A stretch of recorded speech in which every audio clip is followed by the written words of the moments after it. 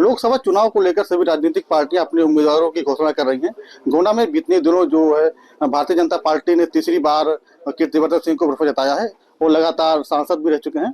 हम उनसे बात करें कि जिस तरीके से लोकसभा चुनाव है, जनता के बीच जा रहे हैं, कितना आपको समर्थन मिल रहा है? देखिए, हम लोग लगातार जनता के बीच में रहते हैं, केवल चुनावी बात नहीं है। भारतीय जनता पार्टी इस बात में विश्वास करती है कि लगातार उनके जितने हमारे कार्यकर्ता हैं, संगठन के लोग हैं, प्रतिनिधि हैं, हम लोग पार्टी की योजनाओं को लेकर लगातार 5 साल जनता के बीच में रहते हैं। और जहां तक समर्थन का बात है, देखिए, इस देश में इस अप्रशित ढंग से पिछले 10 साल में काम हुआ है। जहां तक विकास की बात है, जहां तक जन समस्याओं की बात है, जहां तक हमारे गरीब लोगों की बात है, तो उसमें कोई कहने की बात नहीं कि जो ये जन समर्थन है, ये हम लोगों के अपने कार्यों पर तो है ही, लेकिन उससे ज्यादा, कहीं ज्यादा जो आदरणीय प्रधानमंत्री जी की सोच है, जो आदरणीय प्रधानमंत्री की विचारधारा रही है और जो उनका उद्देश्य रहा है, और उसको लेकर जो उन्होंने तमाम सारे अनगिनत जन कल्याणकारी योजनाओं को उन्होंने यहाँ जमीन तक लागू किया पूरे देश में, तो सपोर्ट और जो तमाम सारा जो ये एक साथ मिल रहा है, वो इन चीजों को लेकर है कि जो इस देश में कभी नहीं हुई थी चीजें, कभी ऐसी योजनाएं नहीं लागू हुई थी। ये समस्याओं का निराकरण देश को आजाद हुए 60-65 साल हो चुका था, नहीं हुआ था। वो जो माननीय प्रधानमंत्री जी ने जिस तेजी से इस देश को आगे बढ़ाने का काम किया है, समाज के लिए काम किया है, तो उसको लेकर जनता पूरी तरह से उत्साहित है कि पिछली बार से ज्यादा सीटों के साथ अब की भारतीय जनता पार्टी की सरकार केंद्र में बनने वाली है। तो बीजेपी की सरकार या केंद्र से लगातार लोगों के लिए काम करेगी, लेकिन आपका क्या मुद्दा रहेगा? गोंडा का लोकल मुद्दा क्या रहेगा? देखिए, गोंडा पहले अपने प्रदेश का एक बहुत ही पिछड़ा क्षेत्र रहा है, और उसके साथ साथ सपा और बसपा के सरकारों चलते यहाँ इसकी बहुत बुरी तरह उपेक्षा हुई। बहुत उपेक्षित रहा हमारा क्षेत्र हर मामले में, चाहे हमारे नवयुवकों की शिक्षा की बात कर लीजिए, चाहे रोजगार की बात कर लीजिए, चाहे विकास की बात कर लीजिए, सड़कों की बात कर लीजिए। लेकिन मैं आदरणीय प्रधानमंत्री जी को, आदरणीय मुख्यमंत्री जी को इस बात का हृदय से धन्यवाद देता हूं कि भारतीय जनता पार्टी सरकार बनने के बाद केंद्र से और प्रदेश से हमारे गोंडा के लिए एक विशेष ध्यान रखा गया है, और तमाम सारी योजनाएं और खास करके विकास संबंधित योजनाएं यहाँ पे लागू की गई। आपके यहाँ 3 ओवरब्रिज बन गए, आपके यहाँ मेडिकल कॉलेज बन गया, कोविड के दौरान एक ऑक्सीजन प्लांट की स्थापना हुई। एक बहुत पुरानी मांग थी उतरौला को रेलवे मार्ग से जोड़ने के लिए, और करीब करीब 5,000 करोड़ की योजना श्रावस्ती से लेते हुए उतरौला को जोड़ते हुए और आगे बस्ती खलीलाबाद तक एक योजना ये भी लागू होने जा रही है। उस पे पैसा जारी हो चुका है। तो इस तरह के तमाम कार्य हुए हैं। बहुत मुख्य ट्रेनों की मांग थी, ठहराव की। आज 10 से ज्यादा ट्रेनें यहाँ रुकने लगी हैं, और हमारा गोंडा स्टेशन के साथ साथ अपने क्षेत्र के कई और स्टेशनों का सुंदरीकरण, उच्चीकरण हो चुका है।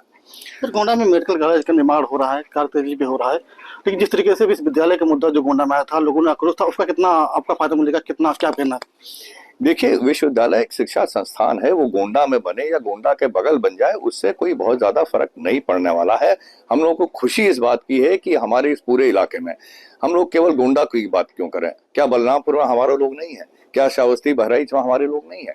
वहां भी, और वो और उत्तरी सीमा से सटा हुआ और भी पिछड़ा क्षेत्र है। तो माननीय मुख्यमंत्री जी को देखना रहता है कि कहाँ ज्यादा उपेक्षित है, उस हिसाब से उनको कार्य करना पड़ता है। हम लोग अपने आप को क्षेत्र में नहीं बांट सकते हैं, हमें ये पूरे जनता का, पूरे समाज का हम लोगों को ख्याल करके आगे बढ़ना है। ये सबका साथ, सबका विकास की बात है। विश्वविद्यालय गोंडा जिले में नहीं बन रहा है, लेकिन गोंडा जिले के बॉर्डर पे बन रहा है। तो वहां से जो नेपाल से सटी सीमा के लोग हैं, वो भी हमारे देशवासी हैं, वो भी बहुत पिछड़े हैं, उनको भी मौका मिलेगा। हम लोग तो इधर गोंडा में है, हम लोग लखनऊ से भी जुड़े हैं, फैजाबाद से भी जुड़े हैं। तो ठीक है, मैं मानता हूं कि यहाँ के लोग कुछ आक्रोशित हैं इस बात को लेकर कि गोंडा में नहीं बना, लेकिन एक विश्वविद्यालय की स्थापना हो रही है, अपने आप में बहुत बड़ी चीज है, और इसका फायदा हमारे गोंडा के भी नागरिकों को मिलेगा। उसके साथ साथ बलरामपुर, श्रावस्ती और बहराइच, इनके भी बच्चों को, बलरामपुर के बच्चों को, इनको फायदा मिलने वाला है। तो जिस तरीके से विपक्ष जो गठबंधन की जो प्रत्याशी है, वो पूर्व स्वर्गीय कैबिनेट मंत्री ब्रिजप्रताप धनोआ के घराने से हैं, कितना मतलब उनको मानते हैं, कितना लड़ाई आपकी रहेगी उनसे? देखिए, हम लोग जो विपक्षी दल हैं उनके बारे में हम लोग कम समय बर्बाद करते हैं, उनके बारे में सोचना। हम लोग अपनी स्ट्रेटजी, अपना क्या है, हमें कैसे मजबूती मिले, हमारी पार्टी, हमारे संगठन के लोग किस ढंग से उनको काम करना है, किस तरह से पिछली बार से ज्यादा अच्छा रिजल्ट ला के देना है, उस पर हम लोग अपना ज्यादा समय व्यतीत करते हैं। और मुझे पूरा यकीन है कि जिस तरह से आदरणीय मोदी जी, आदरणीय योगी जी ने हम लोगों के लिए काम किया है, इस देश को आगे बढ़ाने के लिए, प्रदेश को आगे बढ़ाने के लिए, हमारे कार्यकर्ता पूरी तरह से उत्साहित हैं और पिछले बार से ज्यादा अच्छा रिजल्ट वो हम लोग मिलकर देंगे। 10 साल के कार्यकाल की बात किया तो कितने काम आपके हो चुके हैं, कि कितने काम आपके आगे दिनों में करेंगे, क्या बड़े काम रहेंगे जो करेंगे आप आगे? देखिए, आदरणीय प्रधानमंत्री हमेशा ये कहते हैं कि अगला जो 5 साल है वो लोगों की आकांक्षाओं को पूरा करने का उनका समय है। अब क्या आकांक्षा है? शिक्षा, रोजगार और उसके साथ साथ जो पुराने विकास काम छूटे पड़े वो, तो हम लोग इस बार, क्योंकि अयोध्या नगरी बहुत तेजी से विकसित हो रही है और तमाम रोजगार के साधन वहां पे उसके विकसित होने की वजह से हमारे नागरिकों को भी मिलने वाले हैं, और उसके साथ साथ पूरे देश की अर्थव्यवस्था आज दुनिया में सबसे तेजी से बढ़ रही है और तरह तरह के फैक्ट्रियां वगैरह, मेक इन इंडिया का इतनी तेजी से काम चल रहा है। तो हमारी ये कोशिश रहेगी कि इन सब अपॉर्चुनिटी जो है, अवसर हैं, इनका हमारे लड़कों को, लड़कियों को, नागरिकों को पूरी तरह से भरपूर फायदा उठा सकें।